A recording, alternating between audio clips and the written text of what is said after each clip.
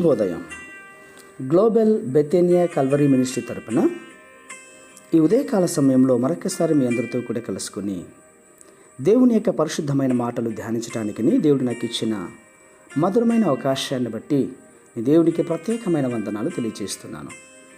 ఈరోజు కూడా పరిశుద్ధమైనటువంటి వేద గ్రంథంలో నుండి మరొక చక్కటి మాటను చదువుకుందాం. లూకా సువార్త 10వ అధ్యాయము 33వ వచనాన్ని నేను చదువుతున్నాను. దయచేసి గమనించండి. లూకా సువార్త 10వ అధ్యాయము 33వ వచనం. అయితే ఒక సమరయుడు ప్రయాణమైపోవచ్చు, అతడు పడి ఉన్న చోటుకి వచ్చి దేవునికి స్తోత్రం కలుగునుగాక. అవును ప్రియమైనటువంటి సహోదర సహోదరులారా, పార్షియా దేశము చాలా తెలివైనటువంటి దేశం. జ్ఞానం కలిగిన వారు అక్కడ ఉన్నారు. మంచితనంతో పరిపాలిస్తున్నటువంటి ఒక రాజు ఆ దేశాన్ని పరిపాలిస్తున్నాడు. తన దేశ ప్రజలు ఎంతగానో ప్రేమిస్తున్నారని, తన ప్రజలతో పాటు మమేకం కావాలని, ఆ రాజ్యంలో ఉన్నటువంటి ప్రజలతో కలవాలని ఆ రాజు ఎంతో శ్రద్ధ తీసుకునేవాడు. కొన్నిసార్లు తనే తన ప్రజల దగ్గరికి వెళ్ళి వారి యోగక్షేమాలను అడిగి తెలుసుకునేవాడు. కానీ ఎలా వెళ్ళాడంటే, కూలివానిగాను భిక్షగానిగాను మారువేషంలో వెళ్ళి తన ప్రజల యొక్క కష్ట సుఖాలను స్వయంగా తెలుసుకొని ఆపదలో ఉన్న వారికి స్వయాన సహాయం చేస్తూ వచ్చి ఉండేవాడు. అయితే ఆయన రాజని, ఆయనే రాజ్య పరిపాలన చేస్తున్నాడని ఎక్కడ కూడా చూపించుకునేవాడు కాదు. ఇలా ఉంటుండగా ఒకరోజు మారువేషంలో సంచరిస్తున్నటువంటి రాజుకు ఎంతో దీనస్థితిలో ఉన్నటువంటి ఒక కూలివాని గుడిసెలు అతనికి కనిపించింది. వెంటనే ఆ రాజు తన దగ్గరికి వెళ్ళి ఒంటరిగా ఉన్నటువంటి కృంగిపోతున్న ఆ వ్యక్తిని చూసి కొన్ని మంచి మాటలు, కొన్ని ధైర్యం కలిగించే మాటలు, ఓర్పును కలిగించే మాటలు అతనికి చెప్పాడు. అంతేకాదు, అతని దగ్గరే ఉంటూ కొన్ని రోజులు కాలక్షేపం కూడా చేశాడు. ఆ వ్యక్తి ఏం తింటున్నాడో అది తినేవాడు. ఆ వ్యక్తి ఎక్కడ పడుకుంటున్నాడో అక్కడే నేల మీదనే పడుకొని అతనితో సహవాసాన్ని కొనసాగించాడు. కొంతకాలమైన తర్వాత రాజు వెళ్ళిపోయాడు.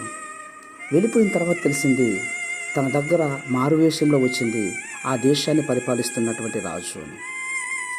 తన అసలు స్వరూపాన్ని కనుగొన్నటువంటి ఆ వ్యక్తి, ఆ బేదవాడు మరలా ఆ రాజు వచ్చేసరికి గుర్తుపట్టి వణుకుతూ, రాజు, ఏంటయ్యా నువ్వింత గొప్ప రాజు అయ్యుండి కూడా నాతో ఇలాంటి ఒక పేదరికాన్ని అనుభవించావు అని వణుకుతూ మాట్లాడుతున్నప్పుడు రాజుగారు చిరునవ్వుతో అసలు విషయం తెలిసిపోయిందని చెప్పేసి అనుకొని, ఇదిగో నీకేం కావాలో అది కోరుకో అని రాజుగారు ఆ బీదవాన్ని అడిగాడట.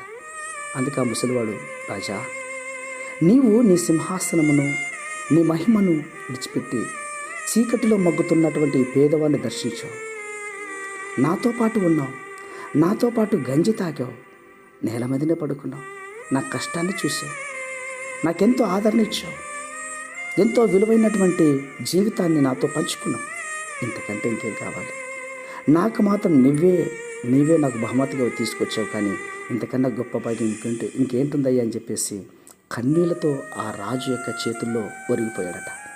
ప్రియ స్నేహితుడు, అడుగుతుంటున్నా, యేసుక్రీస్తు వారు రాజులకు రాజు అయ్యుండి, దేవుడై ఉండి, దాసుని స్వరూపమును దాల్చుకొని మన దగ్గర మనతో సహవాసం ఉండి మనం ఏం తింటున్నామో, ఎక్కడ ఉంటున్నామో, ఎలా పండుకుంటున్నామో సమస్తమును తెలుసుకుని మనకు విలువైన జీవితం ఇచ్చిన దేవునికి ఇంకెంత రుణపడి ఉండాలో ఒక్కసారి ఆలోచిస్తావా?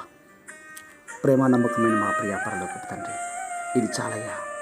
మీరు చూపించిన ఈ ప్రేమకు బట్టి ఈ మాటలు వింటున్న బిడ్డలందరూ కూడా ఎంతో ధన్యులనైనా.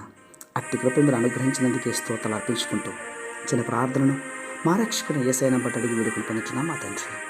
ఆమేన్, ఆమేన్, ఆమేన్.